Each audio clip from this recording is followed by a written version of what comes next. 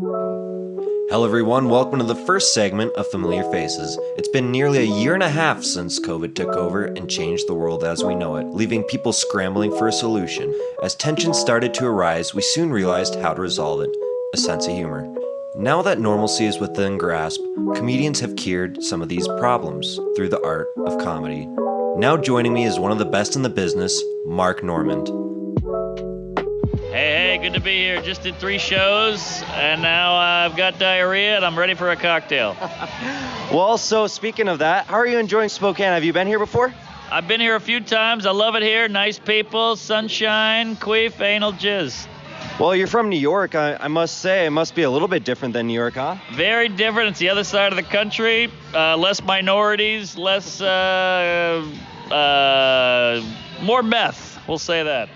Right, especially in the front entrance. So, Mark, how's it been? So I've been hearing you've been doing some comedy shows up on rooftops, especially during the pandemic. How's it been doing comedian shows in the middle of this pandemic? It's been kind of a nightmare. The hell gig is the new normal, so being back indoors is the tits. You know, in the comedian business, it can be a tough business. What has it been like making jokes, especially in a tough time such as a pandemic?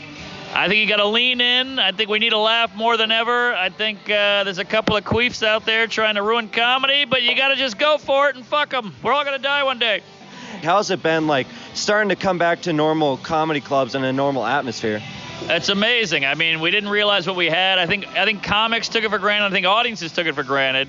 And now we're all back and smiling and giggling and laughing at AIDS.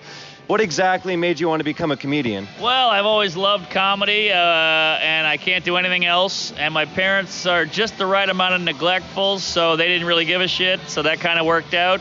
And I enjoy it, and I respect the art form, so I work hard at it. And hopefully it keeps progressing in my career. What goes into making your jokes? Obviously, there can be some people that get pretty offended. Do you have a thought process that goes into your comedy? No, I just write about either what I think is funny or what I think is interesting. And then if it's interesting, you try to make it funny. And if it's funny, you try to make it interesting.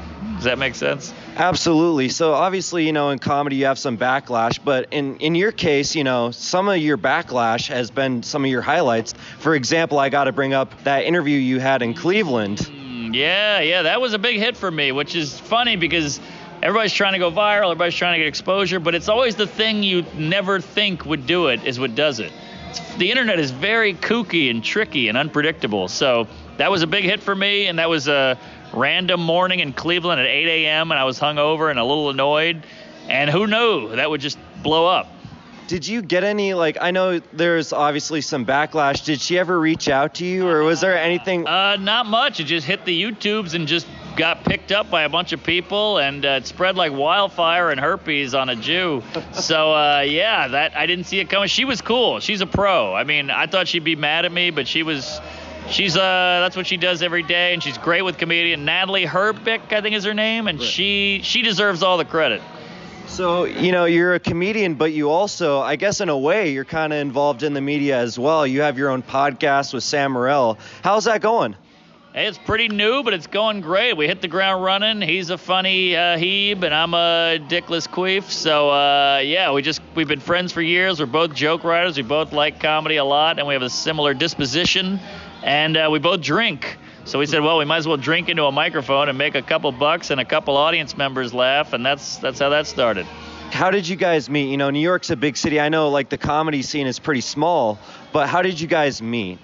Well, we have similar tastes in comedy, a similar reverence for it, and I think we just bonded over that even early on.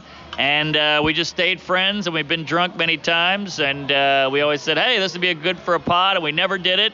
Then the pandemic hit. We said, hey, let's give it a shot. And then there you go. It stuck. You guys are both getting pretty big. Do you think you guys will probably plan to continue on with this, or was this just kind of a pandemic thing? No. It's part of the resume at this point. We're just going to keep going and see how big we can get it. Because, L.A. is blowing up with pod. Why can't we blow up in New York? So he's a funny guy. I'm a funny douche. Let's try to do one of our own big pods. And comedians, they tend to be kind of go with the flow. Do you have any like future plans? Obviously, you're starting to blow up. Is there somewhere you want to be, or is this kind of where you want to be as a comedian? Hey, I mean, look, I used to be a fucking janitor, so I'm happy here. I can't complain. We sold out 7 shows this weekend in Spokane, of all places. So we're in a pretty good place, and I have a real fear of getting too big. I don't want to get like to be some Seinfeld level Kevin Hart guy. That would be a nightmare. You can't go through an airport or a strip club or try to get laid on a playground. But I like this level, maybe a little bigger. Maybe have a couple bucks in the bank would be nice, and feel some security financially. But other than that, I can't complain. I'm great. I'm grateful.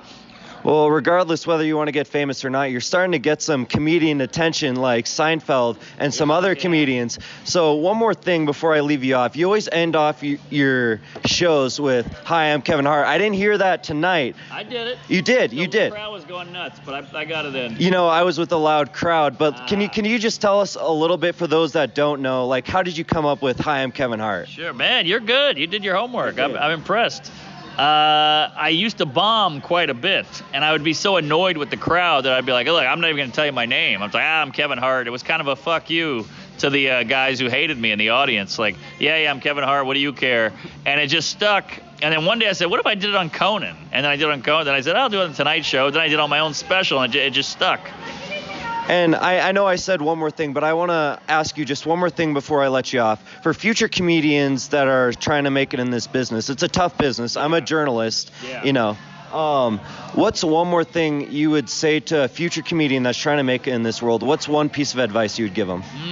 Well, if you're trying to make it in the world or make it in the world as a comedian? Both. I know, it's a two-parter question. I think one thing that nobody talks about is everybody's got to find their thing. Some people know what their thing is. Hey, I was born to be a singer. I was born to be a drummer. I was born to be a dancer.